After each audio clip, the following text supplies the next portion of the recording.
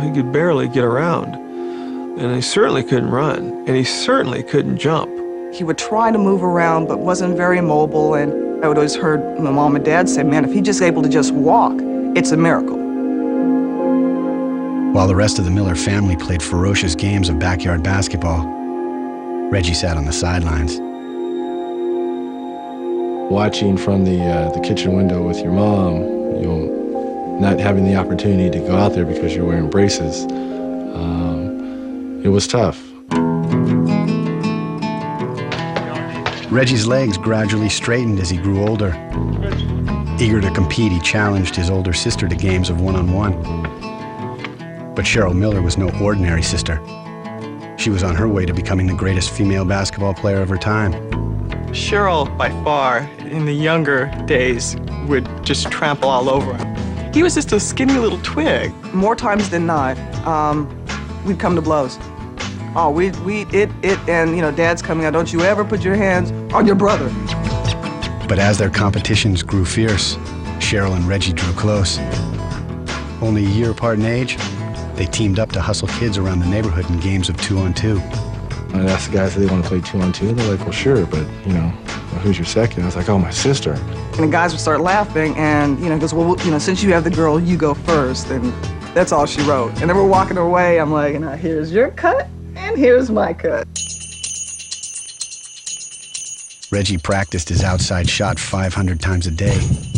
When Cheryl's high school teammates came over to practice, her little brother began to show his stuff. He could flat out shoot, and he would never miss. And that's how he ended up with that high arc he's got, because Cheryl would be guarding him. Having the chance to play with these very talented and beautiful women, I mean, as a guy, you're like, yeah, sure, you know, I'll be the odd man out. Reggie became a hotshot on his high school team. One night he scored 39 points, only to discover when he got home that Cheryl had topped him again. He said, Cheryl, how many did you have? I said, 105. He goes, Mom! He goes breaking through the door. He's like, it's not fair. I can't compete. I never had a home court advantage. I was always on the road. Reggie was largely ignored by major colleges. He only got an offer from his dream school, UCLA, after their top recruits went somewhere else. But my heart was set on going to UCLA. Every kid in California wants to go to UCLA, but I had to wait until they came knocking. While Cheryl was leading crosstown rival USC to a national title and winning an Olympic gold medal in 1984, Reggie struggled to make his mark at UCLA. Reggie is hot. He's got the throw right now. But by his second year, he was displaying his showmanship on and off the court. Reggie Miller is wearing the Cassius Clay hairstyle and has a chest size of 2. He could really dance. He had some serious moves. But as Reggie blossomed as a player, opposing fans tried to throw him off his game by chanting Cheryl's name in derision whenever he touched the ball. Every single time Reggie touched the ball, Reggie from 20. They would yell, Cheryl, Cheryl, Cheryl. Cheryl, Cheryl. And every time he came on the court, they'd be chanting Cheryl, and it would drive most people bonkers. And here's Reggie. Instead of wilting under the pressure, Reggie soaked it up. Reg wanted to prove that he was tough and did not want people to think that he was weak or soft because of his size or his frame or because he was Cheryl's little brother. He's got a nasty streak about him. I wonder where that came from, you know? Miller's in-your-face attitude rubbed some people the wrong way. But when he played pickup ball in the summer against NBA stars like Magic Johnson, Byron Scott, and Michael Cooper, they told him to keep it up. I've never seen a guy work as hard as Reggie Miller. I'm talking about every day. Those guys were cutthroat when they played pickup games. And all they wanted to do was win. And, you know, they were my teachers, so they share some of the blame. In the spring of 1985, Miller led UCLA to the NIT title game against Bobby Knight's Indiana Hoosiers. Miller with a bomb. Scoring 18 points to drive his team to victory. so cocky. His team was so cocky. We had no shot of beating them in the NIT, and we smoked them. Reggie Miller had delivered his calling card to Indiana. Before long, he would lead Indiana into battle on Broadway's biggest stage. Number 3, Reggie Miller from way downtown. Who is unleashing his wrath against me. I wasn't psycho, but I lived a little bit on the wild side.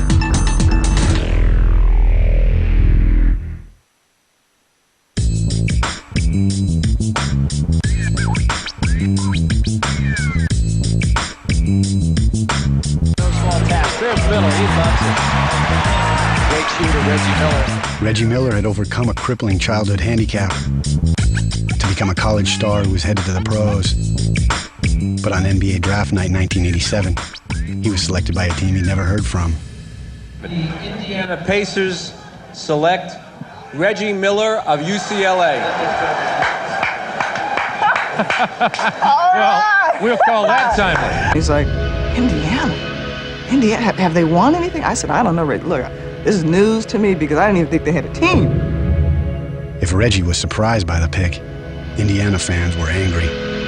Their homegrown star, Steve Alford, had just led the Hoosiers to the NCAA title.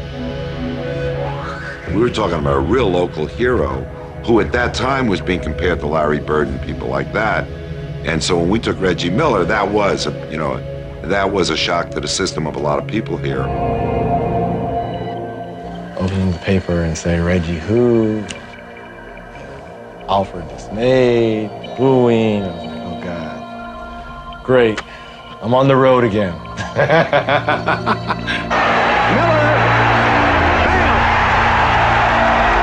In his first season, Miller broke the record for three-pointers by a rookie. By his third year, he was averaging 25 points a game. The better he got, the more opponents tried to break him down with punishing physical play. And this guy would be coming off a screen, and they would hit him so hard that he would go to his knees. He'd then get up, say something to him, and hit the next three. Reggie's a lot tougher than he looks. You can beat him up, you can knock him down, but he seems like he always gets up. But while Miller paid his dues, few outside Indiana took notice. Friends urged him to play out his contract and sign with a better team. Reggie refused. I was one of the people saying, hey, play for the Lakers. You'll never be a star in Indiana. There was a lot of people telling me to go elsewhere, but I just couldn't do it. I think the character of a man is to establish something where no one else has ever done before. Reggie devoted himself to his new home. He paid visits to local school kids, hosted a talk show for teens, and grew comfortable in a community that felt a lot like Riverside. You could walk down the street and say, hello, how's your day? And people said hello back. I started to grow accustomed to the quiet life. Reggie was settling into Indiana for the long run. In 1992, he and his girlfriend, a model and aspiring actress from Chicago named Marita Stavro, were married. Reggie called it the happiest day of his life. I was young, thinking ideally this is, what you want. Marita was everything that Reggie always wanted, and then some. And Indiana is not that far from Mayberry. So in his mind and in his heart, he's got the perfect setting, the perfect picture. As Reggie and Marita settled into Indiana, his team began to find its groove as well. In the spring of 1994, under new coach Larry Brown, the Pacers won their first NBA playoff series. Then they won round 2, bringing Hoosier fever to a boil.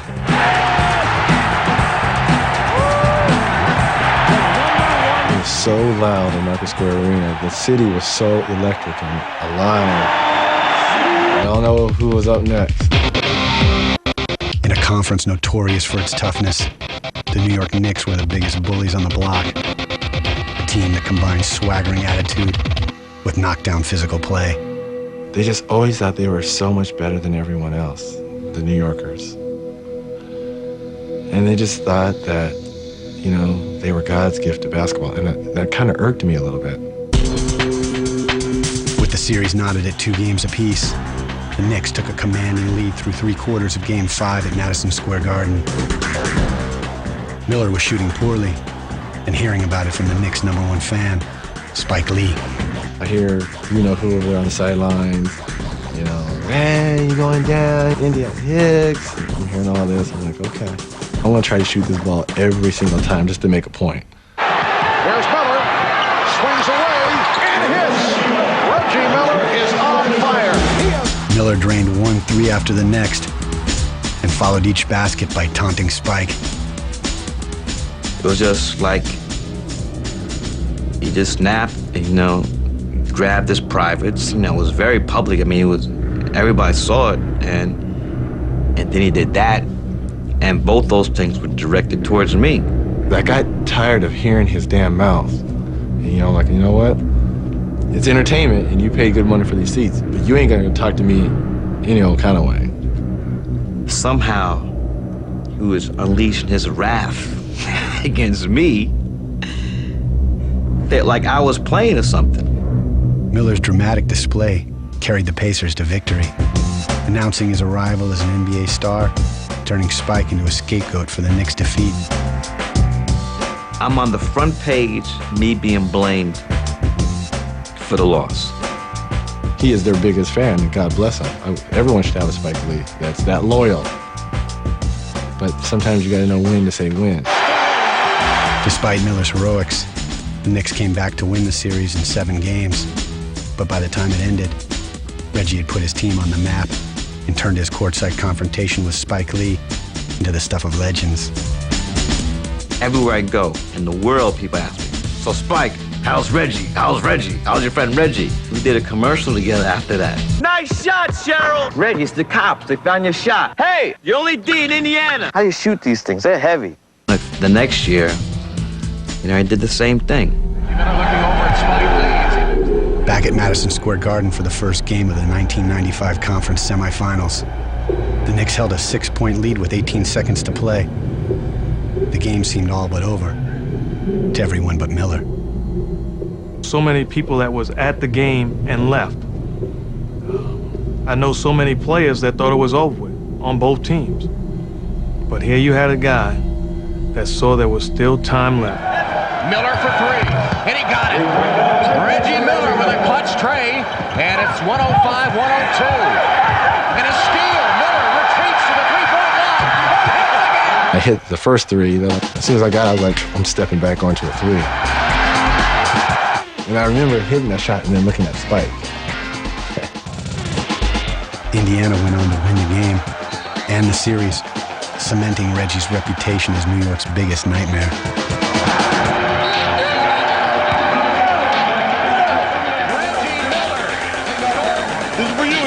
I was right there in disbelief to see his victories just evaporate. No one else likes New York. I mean, they might say they do, but no one likes New York but New Yorkers. So I feel that I was helping out a nation. Although the Pacers lost the next series in 7 games, Reggie Miller had become a Heartland hero. But a sinister crime would turn that triumph to ashes. It was like the towering inferno. It was nothing but flames. You can hear the hurt in his voice. You can see the tears in his eyes. It made me think, is it all worth it? And I really didn't think it was.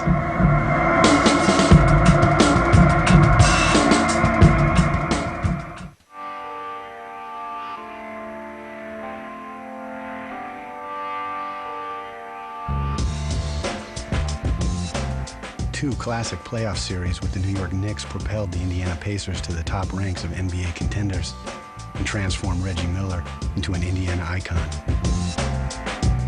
It was great to watch his picture on the side of the building. Great to watch the way that people embraced him because he worked his tail off and he deserved it. Now it's flip-flop. You know, it's, aren't you Reggie's sister? Miller made the All-Star team for the 3rd time as the Pacers surged towards the playoffs in 1996.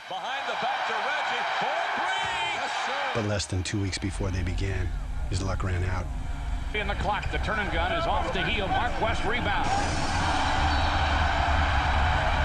Wow. Miller went to the hospital with a concussion, a sprained neck, and a fractured orbital bone near his eye socket that required surgery, and put his future up for grabs. He was really scared that not only would he not be able to get back or maybe even play again. I thought the orbital was going to affect my vision. And obviously, being a shooter and shooting from long distance, that's your livelihood. It's just flashbacks of when he was a little kid with the braces on, because he's having difficulty walking. He's like kind of, bobbing and weaving, and, he doesn't have his balance. And I'm like, oh man, not again, not as hard as he worked.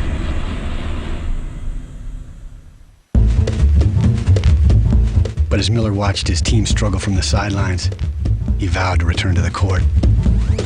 22 days later, with Indiana facing playoff elimination, he did just that, risking his recovery to keep the Pacers' hopes alive. People talk about Willis Reed limping out of the locker room. Well, here's Reggie Miller talking about his eye. I thought he was crazy because he was taking it to the goal against big players. That is a technical foul. And he just did it with abandon. Went right around him and rolled it in. Reggie Miller. All eyes on Reggie Miller. He's shown us today the heart of a lion. Though the Pacers lost the series, Miller's stature grew. He helped the U.S. Olympic team win a gold medal in the summer of 1996, taking his place on the victory stand beside his fellow superstars.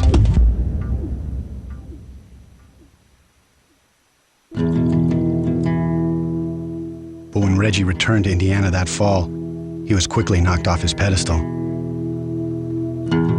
The Pacers and Miller played poorly throughout the season. Oh, man, just missed it. And when negotiations for a new contract bogged down, the fans showed him little sympathy. His game was off. He wasn't playing at his best. Shots weren't falling, and I think a lot of that had to do with the turmoil that he was going through off of the floor. While Reggie was struggling with the Pacers, his wife Marita was trying to launch an acting career in Hollywood. Their long separations and career conflicts took a toll on the marriage. She was a city girl from Chicago. Really never liked Indiana. She was in different places, I was in different places, and people grow apart. As the Pacers stumbled through the season and Miller's contract dispute dragged on, the mood in Indiana got ugly. Reggie began to receive anonymous phone calls at his home. He's getting death threats. People are talking about if you don't sign whatever they want, using the N-word, nigga, we're gonna shoot your dogs. I really didn't appreciate some of the messages, especially for someone who I felt I was giving my all to Indiana. I always feel if you treat people the way you want to be treated, there shouldn't be no such thing as racism. And unfortunately, there is. And now I'm hearing him tell me that, you know what, Cheryl? Maybe I need to go.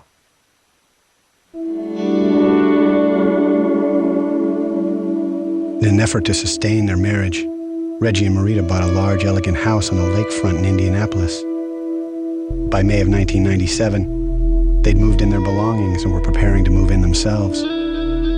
He's desperately trying to do everything to hold on to some semblance of normality, because everything else is chaotic. In the early morning hours of May 15th, while Marita was working in Los Angeles, a phone call at his old house woke Reggie from his sleep. I remember getting a call at 4:30 in the morning.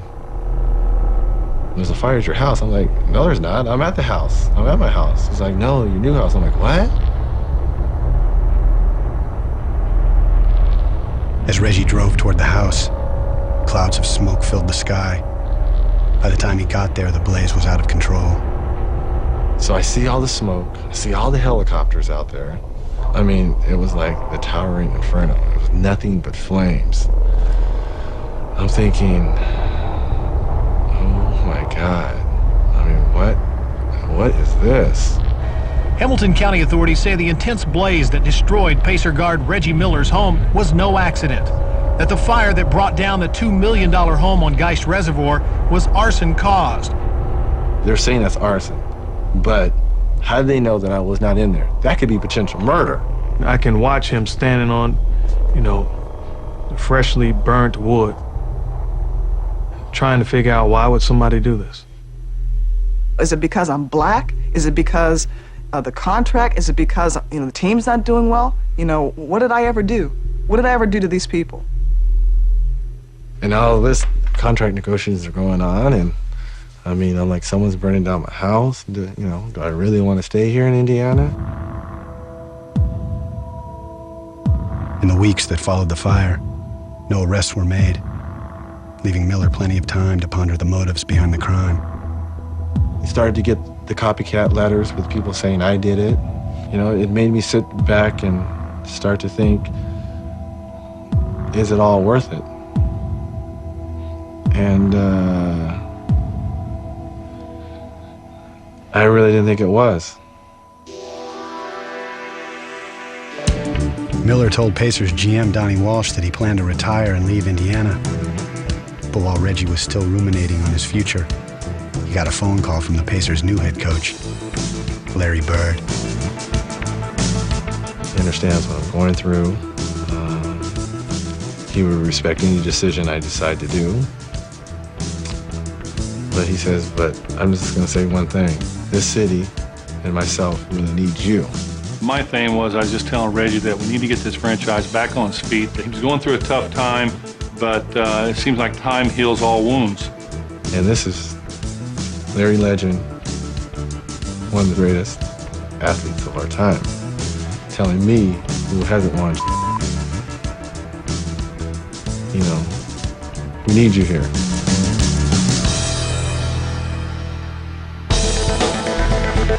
Reggie Miller would put his faith in Indiana one more time and lay his reputation on the line against the greatest player of them all. I knew he was the best, and everyone knew he was the best, but I thought that I could better him. Right now, Chicago's going for blood. They smell it. You want to do well, and I'm not doing well. Really, we're two different type of players, but when the game's on the line, we both wanted the ball. With Bird at the helm, the Pacers took off, and Miller took over. He nailed game-winning shots 14 times during the regular season, then led Indiana into another playoff battle against New York. Miller from way downtown. Miller can go, tipped out, picks up Mullen, kicks it to Jackson. Miller, a wide open three. It's good! It's good! Miller ties it with 5.1 remaining. A couple seconds left. Everybody and mama knows Reggie's gonna get the ball. And as the ball was in the air, Reggie was wide open. The entire garden went, oh, no! Okay, it's time to go home, Spike. It's over. The Pacers were back in the Eastern Conference Finals, this time with a chance to dethrone the five-time champion Chicago Bulls. And for Reggie, the chance to go head-to-head with Michael Jordan. This is what I've always been waiting for, to go against Michael. This is what I've always wanted. For more than a decade, Miller had been squaring off against Jordan on the court, sometimes coming up short, but always stepping up to the challenge. Reggie always went out and competed with him. And you could tell because Michael would get angry at him. Now, Michael Jordan and Reggie Miller having a go at it. And I mean, we got fist throwing. Here come the benches. Reggie Miller, Michael Jordan, and Larry Bird were the three biggest trash talkers in the history of this game. But they were also three of the best to back it up. I wasn't the best athlete, the fastest, the quickest, jumped the highest. That wasn't me. Do I think I can play with the best of them? Yeah. But when the 1998 conference finals began, Michael Jordan seized control, leading the Bulls to 2 victories in Chicago. The other way, Michael spinning, shooting, and hitting. To make matters worse, Miller sprained an ankle in the third quarter of Game 3. You're playing, Chicago Bulls on a national stage. He was not going to let Michael know that, he wasn't 100% physically. Playing through the pain, Miller scored 28 points to lead Indiana to victory. It's Reggie, and it's Indiana! Then, down by a point with 2 seconds to play at the end of Game 4, Pacers put their hopes on Reggie's shoulders. The ball to Indiana with 2.9 seconds. Harper's on Miller. McKee gets it in the Miller for the win. It's there! 0.4 seconds. I was jumping, and I'm like, oh my God, my ankle's hurting, but who cares? I just hit the shot. One of the greatest clutch performers of his generation. Revived, the Pacers pushed the series to the limit. Miller for 3. Taking a 6-point lead in the fourth quarter of Game 7. But just when it appeared that Indiana might dethrone Chicago and make it to the NBA Finals, the Bulls roared back to win. Michael to Pippen the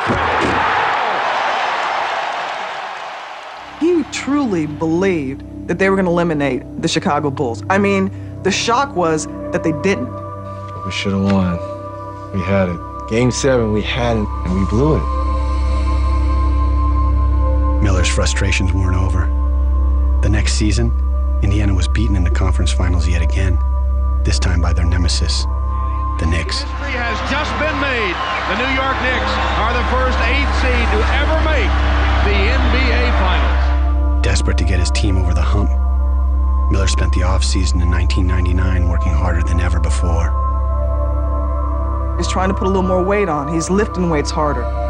He almost became obsessed with the fact that he hadn't been able to get over that hill.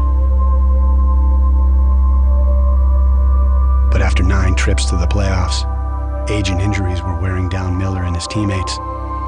When the 2000 playoffs began, the Pacers stumbled and were pushed to the brink of elimination in the first round. With the shot clock at 2-1, elevates, hits it right there. If they would have lost in the first round, they would have been, considered just a complete flop. Rallying his teammates before the decisive Game 5, Miller laid his reputation on the line by donning a Superman t-shirt as he entered the arena. I said to myself that it was going to take a superhuman effort, and what could really get things riled up than me out there wearing the Man of Steel.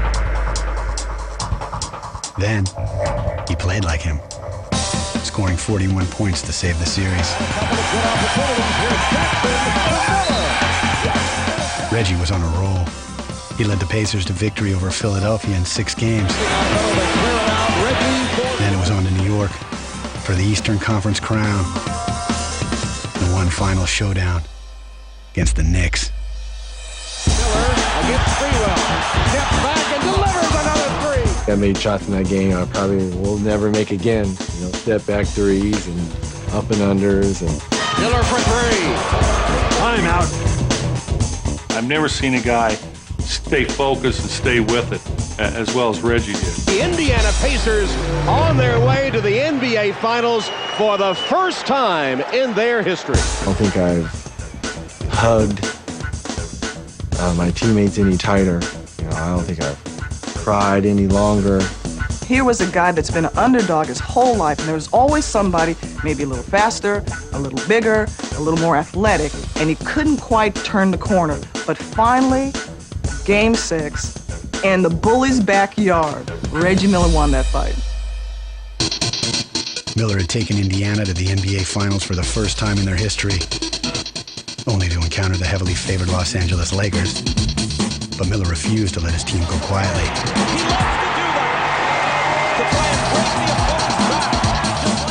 He rallied the Pacers with emotionally charged performances, averaging 27 points in the final 5 games. But in the end, the Lakers' all-star duo of Kobe Bryant and Shaquille O'Neal proved too much, defeating Indiana 4-2 and bringing Miller's season of triumph to a bittersweet end. You had little Superman against big Superman, and his t-shirt just wasn't powerful enough to beat Shaq. Yeah, it's good when people pat you on the back and say it was a competitive series, but bottom line is there's no jewelry on your finger. They've got the jewelry and you don't. Reggie Miller had taken his team as far as it could go. Back in Indiana, he still had one more score to settle.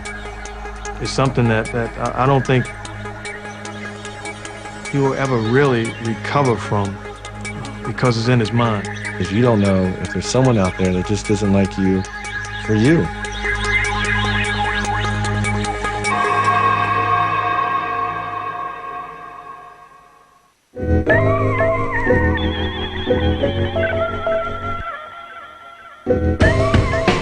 After 10 trips to the playoffs, Reggie Miller had finally made it to the NBA Finals.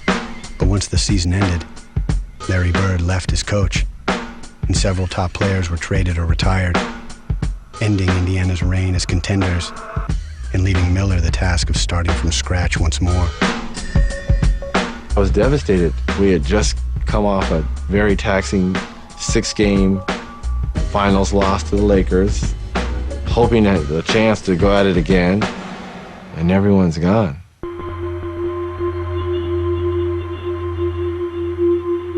Reggie was starting over in more ways than one. His marriage with Marita had gradually crumbled. After years of putting on a facade for the public, their divorce became official in April of 2001. No one ever wants to get divorced. Everyone thinks it's a curse. So I probably stayed, truthfully, 4 years longer than I should have. The arsonist who burned Miller's home to the ground in the spring of 1997 was never found. And though Reggie rebuilt the house, the mystery behind the crime has left lasting scars. To this day, we haven't found out what the hell this is. You'll get your occasional letters every 6 months. Remember me? It's the not knowing that's killing me about what happened. But Miller channeled his pain in other ways, raising money for the survivors of the New York firefighters who died during 9/11, and helping child burn victims through the Reggie Miller Foundation. It's finishing the play. This thing tried to beat me, and I'm gonna go into the core of what this thing is, and I'm gonna make a difference. You guys got brothers and sisters? Cats and dogs? I just have a dog. What's your dog's name? It's a heart for kids, and he understands that. That, if it wasn't for some serious grace imparted to him, he could be one of those kids he's visiting. Miller is mentoring a younger generation on the court as well. On a Pacers team filled with up-and-coming talent, he's become Uncle Reggie, a battle-tested veteran from the old school. Uncle Reggie is special to the Indiana Pacers. He's been here for a while. And he's like a father figure for everybody. I think he definitely wants to help the younger guys on our team, and I think he will help these guys reach their moment in the sun. Play the right way. If we play the right way, guys, we can win. But that's the hard part, is channeling what you know to a younger generation. By the summer of 2003, Reggie Miller was nearly 38 years old and a free agent with one last shot at the brass ring.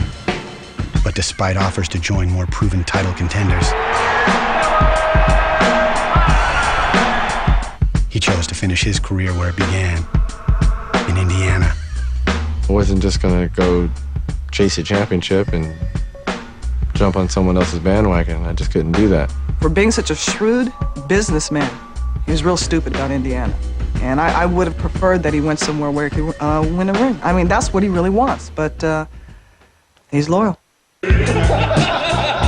Away from the court, Miller lives a low-key lifestyle that suits his surroundings, making time for old friends and old-fashioned pleasures. Reggie's really boring off the court, extremely boring. Very low key. He's boring. Chip away. No, he's not shy. He's just straight up boring. I consider myself a Hoosier at heart. They've accepted me, I've accepted them. I know we are a year and a half behind most big cities in fashion and culture and everything else. music, everything. We're always behind the times. Across, Miller for three. Oh, he backed it in! Reggie Miller beat the odds to become one of the great clutch performers in all of sports. He showed his courage and his character by standing with his team, his franchise, and his community when it mattered most. Reggie Miller is Indiana. There's a time when you could have said Bobby Knight.